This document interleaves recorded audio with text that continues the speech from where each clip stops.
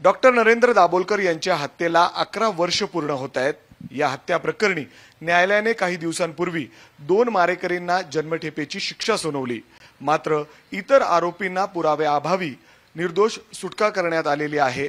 मात्र जर आपण बघितलं तर सीबीआय कडून या इतर आरोपींबाबत उच्च न्यायालयामध्ये याचिका दाखल करणं अपेक्षित होतं, मात्र अजूनही ते करण्यात आलेलं नाही। त्यामुळे सीबीआयचे हेतूवर आता संशय या ठिकाणी व्यक्त होतोय। यावर अधिक बोलण्यासाठी माझ्यासोबत डॉक्टर नरेंद्र दाभोलकर यांच्या मुली मुक्ताताई आहेत।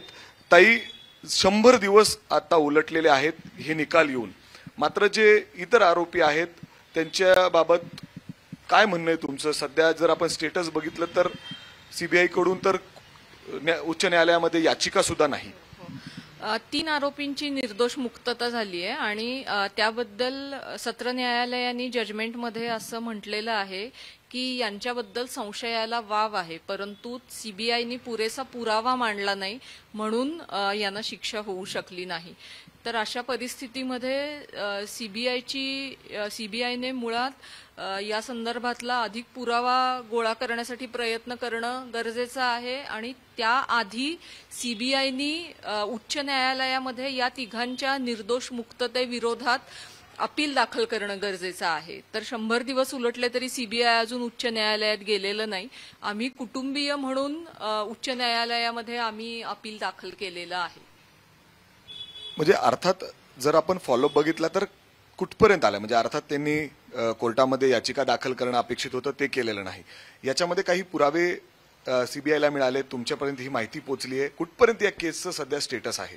नाही, ऍक्च्युली जेव्हा ट्रायल सुरू होते तेव्हा पुरावा गोळा करणं संपलेलंच असतं, त्यामुळेच ट्रायल सुरू होते। त्यामुळे आता जे न्यायालयाने सीबीआय वरती ताशेरे ओढलेले आहेत या जजमेंटमध्ये, मास्टर माइंड न पकडण्याबद्दल किंवा पुरेसे पुरावे न गोळा करण्याबद्दल, तर त्याला धरून सीबीआय कडून काही कृती होणं अपेक्षित आहे। पण त्याही आधी अपेक्षित आहे की सीबीआय किमान ज्या आरोपींची सुटका झाली आहे त्याच्या विरोधात उच्च न्यायालयात जाईल। आम्ही कुटुंबियांनी सीबीआयला एक रिप्रेझेंटेशन देखील, लीगल रिप्रेझेंटेशन देखील पाठवलेलं आहे की ज्याच्यामध्ये आम्ही या न्यायालयीन निर्णयातले जे महत्त्वाचे मुद्दे आहेत, तपास यंत्रणांकडून व्यक्त केलेल्या अपेक्षा आहेत, त्यांच्या कामाबद्दल नोंदवलेली मतं आहेत, हे सगळं आम्ही सीबीआयला आवर्जून पोहोचवलेलं आहे या रिप्रेझेंटेशन मधून। त्यामुळे आमची अपेक्षा आहे की सीबीआयने निश्चितच याच्या विरोधात उच्च न्यायालयात जायला हवं। ताई, यामध्ये जर आपण बघितलं ज्या आरोपींचं 3 आरोपींची निर्दोष मुक्तता झालेली आहे,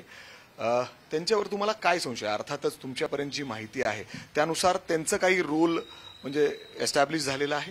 आम्ही नाही याबद्दल बोलू शकत। लक्षात घ्या, न्यायालयाने, सत्र न्यायालयाने याबद्दल जो निकाल दिलेला आहे त्याच्या विरुद्ध कायद्याचं काय म्हणणं असेल हेच आमच्या दृष्टीने महत्वाचं आहे। आम्ही कायम ही भूमिका ठेवलेली आहे की आमचा या देशातल्या संविधानिक व्यवस्थेवर पूर्ण विश्वास आहे आणि त्या व्यवस्थेच्या मार्फत न्याय होण्याची प्रक्रिया घडली पाहिजे। त्यामुळे सीबीआयने हे काम करणं आवश्यक आहे। जर आपण बघितलं तर म्हणजे कोर्टाने देखील सीबीआयवर ताशारे वडलेले आहेतच, मात्र आता म्हणजे काय म्हणाल तुम्ही? 11 वर्ष उलटलेले आहेत आणि आता 100 दिवसांपूर्वी जो निकाल आला त्याच्यामध्ये 2 लोकांना तर जन्मठेपेची शिक्षा आहे, मात्र मूळ जे मास्टर माइंड याच्या मागचे आहेत त्यांच्यापर्यंत अजून देखील पोहोचलेले नाहीत, त्यांना शिक्षा झालेली नाहीत। किती अजून दिवस लागू शकतात याच्याबाबत देखील शंका आहे। खरं आहे, तसेच इतर 3 केसेस देखील आहेत। या कॉम्रेड पानसरे, कलबुर्गी आणि गौरी लंकेश या केसेसमध्ये आणि डॉक्टरांच्या केसमधले आरोपी समान आहेत। काही आरोपी या केसमधले समान आहेत। त्यामुळे खरं तर हा जो मास्टर माइंड आहे, या सर्व केसेसचं मास्टर माइंड एकच आहे। त्यामुळे त्या मास्टर माइंड पर्यंत पोहोचण्यासाठी सीबीआय, महाराष्ट्र एटीएस किंवा कर्नाटका एसआयटी या सगळ्यांनी मिळून प्रयत्न करणं आवश्यक आहे आणि न्यायालयाच्या निकालामध्ये या मास्टर माइंडला पकडण्याबद्दलच उल्लेख केलेला आहे। त्याचबरोबर डॉक्टरांच्या हत्येला आता 11 वर्ष पूर्ण होत आहेत। त्यांनी सुरू जे काम केलेलं होतं ते आता कुठपर्यंत पोहोचलेलं आहे आणि खास करून अनीसवर डॉक्टर गेल्यानंतर कितपत म्हणजे वेगवेगळ्या दृष्टीने परिणाम झालेला आहे आणि काय प्रवास आहे आता? मला असं वाटतं की महाराष्ट्राला एक पुरोगामी विचारांची आणि चळवळीची मोठी परंपरा आहे आणि डॉक्टर नेहमीच म्हणत असत की त्यांनी उभी केलेली अनिसची चळवळ ही सर्व या महापुरुषांच्या खांद्यावर उभी आहे आणि त्यांनी जे पाथेय दाखवलं त्या रस्त्याने होणारी ही वाटचाल आहे. डॉक्टर गेल्यानंतर निश्चितच चळवळीला मोठा धक्का बसला, परंतु त्यातून सावरून सामान्य कार्यकर्त्यांनी आम्ही सर्वांनी असा निश्चय केला की आपलं काम हीच त्यांना खरी आदरांजली आहे आणि माणूस मारून विचार संपवण्याच्या प्रयत्नाला खरं उत्तर तो विचार पुढे घेऊन जाणारं काम करणं हाच आहे. त्यामुळे आम्ही काम करतोय. अनिसचं काम वेगवेगळ्या दिशेने फोफावतंय. खरं तर अनिसचं काम वाढणं ही समाजात चांगली गोष्ट नाहीये. अनिसचं काम करावं लागणार नाही अशी परिस्थिती समाजात निर्माण व्हायला हवी. पण आता नुकतंच आपण वाचत असू की आंतरजातीय आंतरधर्मीय विवाह करणाऱ्या जोडप्यांवर होणारे हल्ले. अनिसने साताऱ्यामध्ये एक सेफ हाऊस चालू केलेलं आहे. महाराष्ट्राच्या शासनाचे आता असे निर्देश आहेत की प्रत्येक जिल्ह्यात असं सेफ हाऊस असावं. त्यासाठी आपण प्रयत्न केला पाहिजे असं अनिसला वाटतं आणि जोपर्यंत ते होत नाही तोपर्यंत साताऱ्याचं सेफ हाऊस अशा जोडप्यांसाठी खुलं आहे. विद्यार्थ्यांपर्यंत पोहोचवण्यासाठी आम्ही एन.डी. पाटील सर जे आमचे अध्यक्ष होते त्यांच्या नावे एक अभियान चालवत आहोत. आत्ता आम्ही डॉक्टरांच्या 11व्या स्मृती दिनानिमित्त 3 कार्यक्रम घेतलेले आहेत. एक म्हणजे जादूटोणा विरोधी कायदा जो डॉक्टरांच्या खुनानंतर महाराष्ट्रात झाला, त्याखाली 1000पेक्षा अधिक गुन्हे दाखल झाले. तर आता हाथरसमध्ये जी प्रचंड मोठी वाईट घटना घडली त्या बुवाच्या दरबारात, त्यानंतर मल्लिकार्जुन खरगे यांनी राज्यसभेत ही मांडणी केली होती, मागणी केली होती की अशा प्रकारचा कायदा राष्ट्रीय पातळीवर असावा. त्यामुळे आम्ही महाराष्ट्रातल्या सगळ्या खासदारांना निवेदनं देतोय आणि तुमच्या मार्फत आवाहनही करतोय की राज्य पातळीवरचा कायदा राष्ट्रीय पातळीवर जावा, यासाठी त्यांनी पाठपुरावा करावा. दुसरं काम म्हणजे महाराष्ट्राच्या पोलीस महासंचालक कायदा आणि सुव्यवस्था यांनी काही दिवसापूर्वी एक निर्णय घेतलाय.